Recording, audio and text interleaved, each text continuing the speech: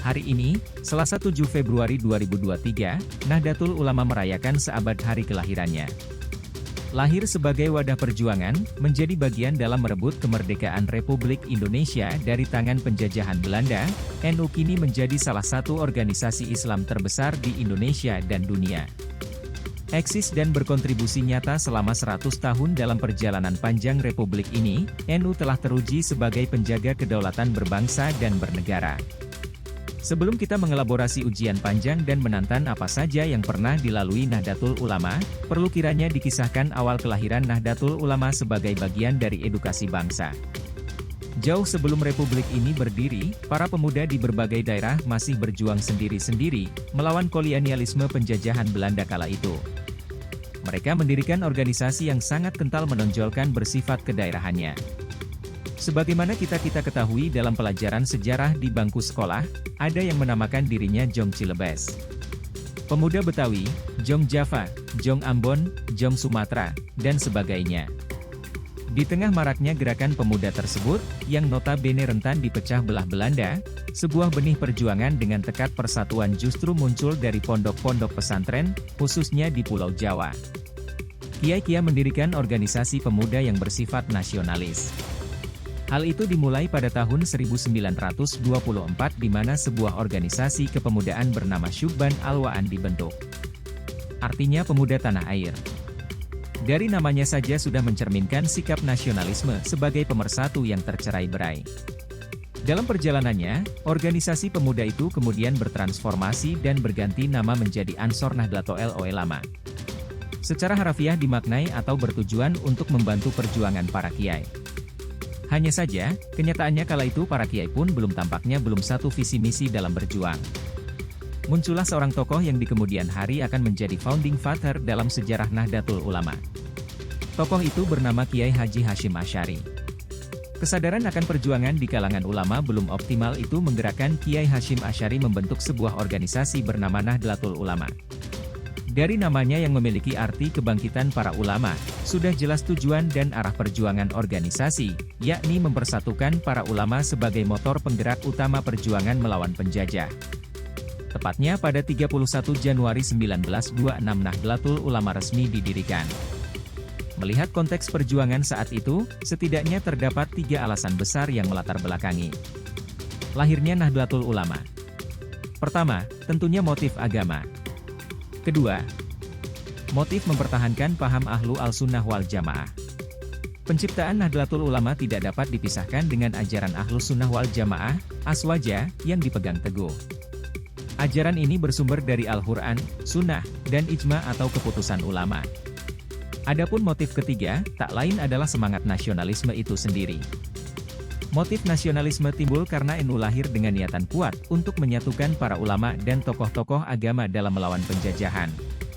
Nahdlatul Ulama pimpinan Hadratus Syaikh Kiai Haji Hasyim Asy'ari memang dikenal sebagai sosok yang sangat nasionalis. Lantas bagaimana kemudian Nahdlatul Ulama memainkan perannya sebagai organisasi kemasyarakatan dan agama dalam menghadapi ujian dan tantangan? Sejarah mencatat harus dilalui dengan cucuran darah dan air mata. Salah satu sejarah kelam Nahdlatul Ulama adalah pembantaian ulama, santri dan masyarakat oleh PKI atau Partai Komunis Indonesia yang terjadi pada tahun 1948. Memori berdarah itu dimulai dengan kepulangan tokoh komunis bernama Musso atau Paul Mussote, atau Musso Manowar dari Uni Soviet, sekarang disebut Rusia. Musso pulang membawa oleh-oleh berupa gagasan merubah Indonesia menjadi negara komunis. Gagasan yang disebutnya sebagai jalan baru untuk Republik Indonesia. Musso menghendaki satu partai kelas buruh, yakni Partai Komunis Indonesia. Gagasan ini mendapat restu dari Soekarno dengan menyatukan 3 paham menjadi satu yang dikenal dengan istilah Nasakom, Nasional Agama Komunis. Paham yang awalnya juga merasuk ke kalangan Nahdien. Gagasan itu pada akhirnya mendapat perlawanan dari para ulama yang selama ini telah berjuang menjadi bagian dari perjuangan perang kemerdekaan. Musso kemudian memilih jalan anarki untuk membungkam para ulama. Sejumlah tokoh dan ulama dibantai secara sadis. Monumen Kresek, Madiun, menjadi saksi bisu pembantaian berdarah tersebut. Tak tanggung-tanggung, korban pembantaian PKI kala itu mencapai 1.920 orang dalam kurun waktu 13 hari. Sejarah itu tidak pernah dilupakan warga Nahdien, sebutan bagi pengikut Nahdlatul Ulama. Tak ayal, ketika pemberontakan PKI kembali terjadi di tahun 1965, Nahdlatul Ulama menjadi bagian yang turut menumpas PKI dan antek-anteknya. Sebanyak 39 dokumen rahasia milik Kedutaan Besar Amerika di Indonesia, tahun 1964 hingga 1968, mengungkap beberapa fakta terkait rangkaian peristiwa 1965. Beberapa dokumen itu menyebut sejumlah organisasi Islam di Indonesia turut serta dalam rangkaian pembantaian anggota dan simpatisan PKI. Organisasi dimaksud adalah Ansor yang notabene merupakan bentukan Nahdlatul Ulama. Dalam sebuah telegram bertanggal 26 November 1965, dari Konsulat AS di Surabaya kepada Kedutaan Besar AS, menyebut keterlibatan Ansor membantai anggota PKI. Dokumen itu juga mengungkap sejumlah fakta keterlibatan NU dan Muhammadiyah, serta anggota militer termasuk tokoh-tokoh dalam penggulingan pemerintahan Soekarno. Ihwal pembantaian PKI, Presiden Abdurrahman Wahid yang tak lain adalah cucu Kiai Hashim Asy'ari mengakuinya. Presiden yang akrab disapa Gus Dur itu bahkan pernah meminta maaf atas pembantaian yang menimpa ratusan ribu terduga simpatisan PKI, setelah peristiwa gerakan 30 September 1965. Ujian terhadap kematangan NU tidak berhenti sampai di situ. Rorongan dari internal justru lebih berbahaya. Terlebih bila menyangkut syahwat kekuasaan. Dalam buku berjudul NU Jadi Tumbal Politik Kekuasaan, Siapa Bertanggung Jawab, menggambarkan betapa kekuasaan telah merusak sendi dasar atau fondasi Nahdlatul Ulama. Buku yang ditulis oleh Horul Anam yang notabene adalah sejarawan NU, merefleksikan dampak dari pilihan NU berada di pusaran kekuasaan. Profesor Dr. Ahmad Zahro sebagai salah satu pembedah buku tersebut mengatakan, warga Nahdlin saat ini terpecah dan terbagi menjadi 3 golongan, yakni NU struktural, NU kultural dan NU main cantik. Menurutnya, sejarah kelam NU di masa lalu yang sering terperangkap dalam syahwat kekuasaan, kembali terulang. Hal ini ditunjukkan dengan pelanggaran terhadap Hitah NU 1926 yang meliputi Mokodimah, Nawasila dan Konun Asasi. Yang paling mencolok menurut Profesor Zahro adalah pelanggaran Konun Asasi, Anggaran Dasar NU Bab 26 Pasal 51 Ayat 4. Bunyinya, siapapun yang mendapat amanat menjadi Rais Am, Rais Syuriah dan Ketua Umum NU tidak diperkenankan untuk mencalonkan atau dicalonkan dalam pemilihan jabatan politik apapun. Bahkan kalau punya jabatan tertentu wajib mengundurkan diri.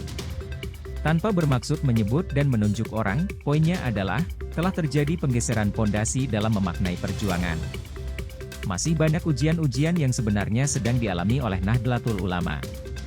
Namun, di balik ujian dan tantangan tersebut, Nahdlatul Ulama juga mencatatkan tinta emas yang hingga kini konsisten dijaga.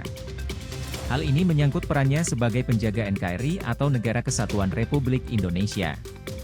Mantan Ketua Umum PB Nukaha Said Akil Sirot pernah berucap, NU sebagai kekuatan sosial akan selalu menjaga keutuhan Negara Kesatuan Republik Indonesia, NKRI. Menjaga tidak hanya fisiknya, tapi juga menjadi kepribadian, jati diri, budaya dan akhlaknya. Jika ini tidak dijaga, maka negara Indonesia bisa hancur. Hal ini tercermin dari positioning Nahdlatul Ulama yang selalu menjadi garda terdepan dalam menjaga kerukunan Indonesia yang terdiri dari penganut agama, suku bangsa, dan bahasa yang berbeda. Yang paling konkret dan kekinian adalah bagaimana Nahdlatul Ulama menjadi salah aktor yang turut meredam penyebar luasan paham radikalisme, baik melalui dakwah maupun aksi-aksi nyata, pengamanan rumah ibadah. Nahdlatul Ulama secara konsisten berhasil mematri benak dan pikiran masyarakat sebagai organisasi pemersatu, sebagaimana diperjuangkan Kiai Haji Hashim Asy'ari di masa lampau. 1 abad bukan waktu yang pendek.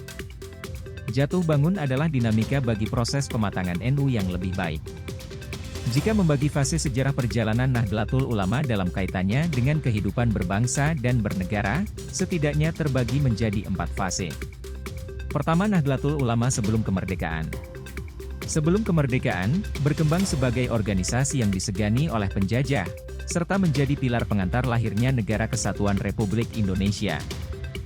Masa Orde Baru, kebijakan pemerintah yang kuat begitu kuat di bawah kepemimpinan otoritarian Soeharto, NU bersama kelompok Islam menjadi kelompok sosiologis dan religius membentuk Partai Persatuan Pembangunan atau PPP sebagai alat kontrol bagi pemerintah. Di masa reformasi, pola politik NU mulai berubah. NU telah sepakat untuk kembali ke hitah. Nahdlatul Ulama adalah organisasi yang murni sosiologis dan religius, menjaga jarak dengan partai politik yang ada. Nahdlatul Ulama ingin menunjukkan bukanlah milik pribadi atau kelompok, melainkan milik negara Indonesia. Nahdlatul Ulama sejatinya tidak terlepas dari peran kiai, wakil utama kelompok Islam tradisionalis, dan komunitas pesantrennya. Nahdlatul Ulama mengacu pada salah satu imam mazhab Hanafi, Maliki, Syafi'i, Hanabari, yang mana menekankan peran dan pelayanan kepada negara dan Islam.